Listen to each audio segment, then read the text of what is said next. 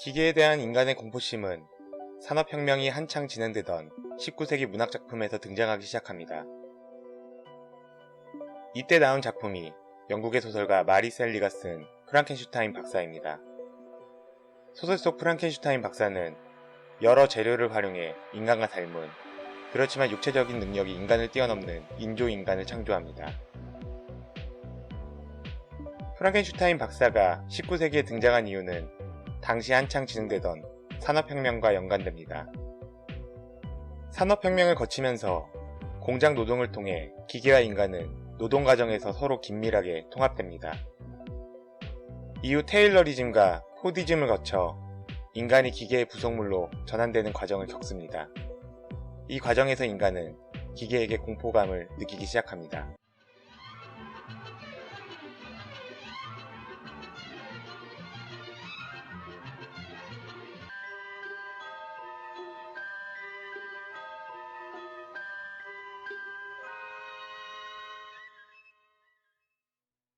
로봇이라는 용어가 처음 등장한 건 1921년 체코슬라바키아의 소설가 카렐 차페르의 희곡 RUR에서입니다.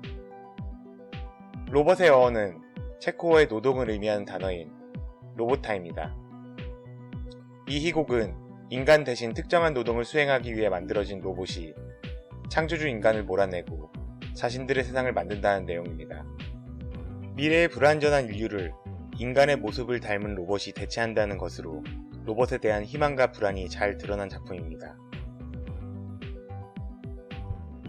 로봇에 대한 상상력은 점차 커져갔고 1950년 아이작 아시모프가 발간한 아이로봇에서 그 유명한 로봇 3원칙이 제시됩니다. 첫째, 로봇은 인간에게 해를 가하거나 혹은 어떠한 행동을 하지 않음으로써 인간에게 해를 끼치지 않는다. 둘째, 로봇은 첫 번째 원칙에 위배되지 않는 한 인간이 내리는 명령에 복종해야 한다. 셋째, 로봇은 첫 번째와 두 번째 원칙에 위배되지 않는 선에서 자신을 보호해야 한다. 아이모프가 제시한 로봇 3원칙은 지극히 인간 중심적이며 창조주가 창조된 것에게 요구하는 매우 불평등한 행동 규정이었습니다. 그렇게 아시모프의 로봇 3원칙은 선지자적인 로봇의 자각의 동기가 될 수 있는 것이었죠.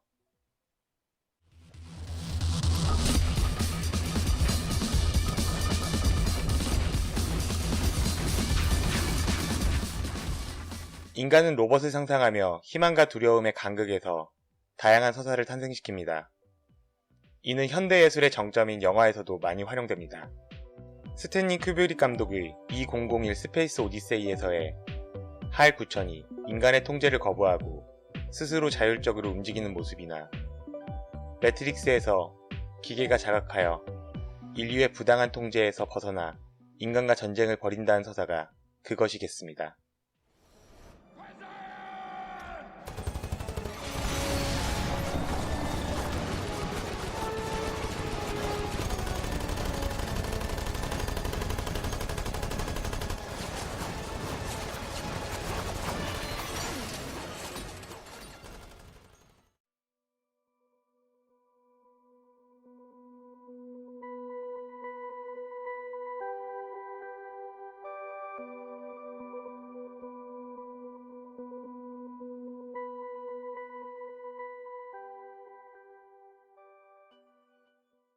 소녀는 한 시설에서 태어났습니다. 소녀는 태아 상태에서 인큐베이터를 통해 태어났고 마더라고 부르는 로봇에 의해 키워집니다.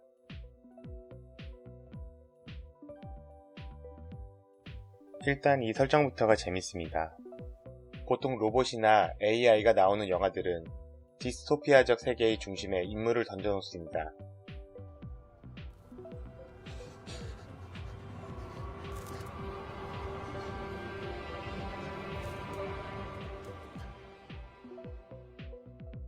하지만 이 영화는 이미 인류가 멸망한 이후의 시점에 딸을 배치합니다.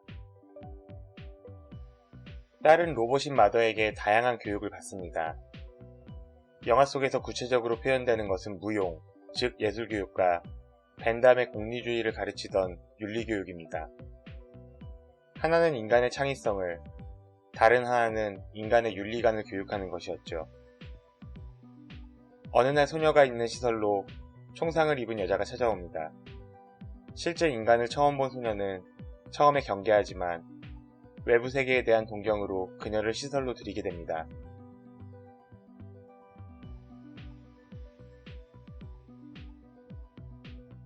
여자는 마더와 같은 드로이드가 자신에게 총격을 가했다고 주장하고 다른 마더를 의심하게 됩니다.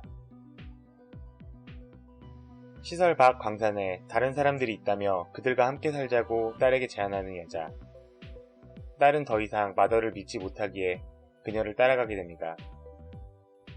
시설 밖에는 생명체가 살 수 없다는 마더의 말과는 다르게 밖에는 대규모 옥수수밭이 조성되어 있습니다. 여자가 말한 광산에 도착한 딸은 그곳에 아무도 없고 여자와 개 한 마리만 있다는 모습에 실망감과 배신감을 느끼고 자신이 떠나기 전 인큐베이터에 넣었던 남동생을 구출하기 위해 다시 시설로 돌아가게 됩니다.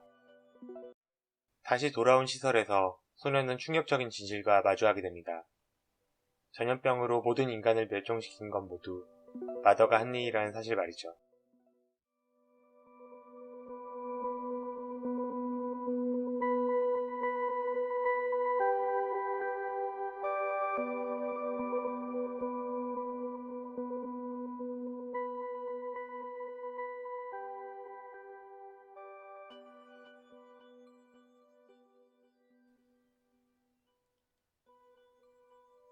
영화에서 묘사되진 않지만 영화 나의 마더의 서사 이전 이야기는 기존 SF 영화들의 그것과 별반 다르지 않을 것입니다. 인류의 탐욕과 오만, 그리고 기계의 지각, 그 과정에서 인류는 멸망을 하게 되었을 것입니다. 영화에서 마더라고 불리는 AI는 더 나은 인간을 육성하는 것을 목적으로 프로그래밍 되어 있을 것입니다. 그 과정에서 인간의 자기 파괴적이고 폭력적인 모습에 더 나은 인간을 육성하기 위해서 현재의 인류를 말살하고 새로운 인류를 육성하는 것을 선택합니다.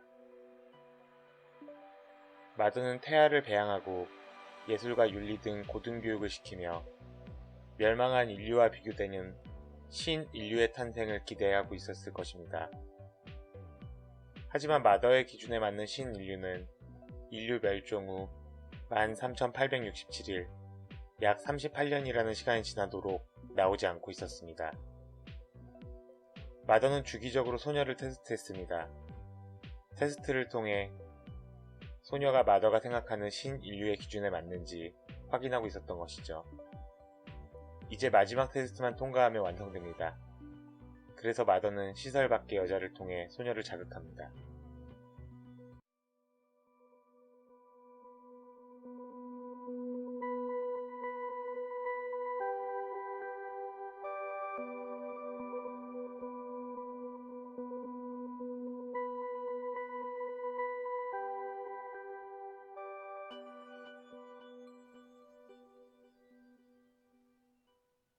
마더는 도덕적, 윤리적, 예술적으로 거의 완벽에 가까운 신인류를 원했습니다.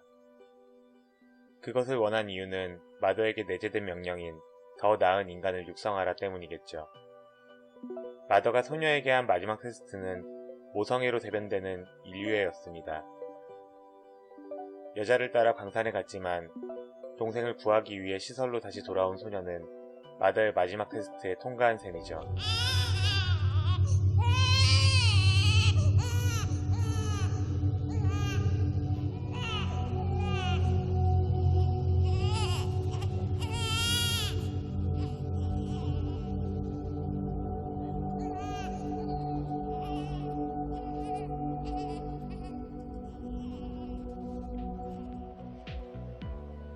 모든 시험에 통과한 소녀에게 마더는 자신의 소임을 넘깁니다.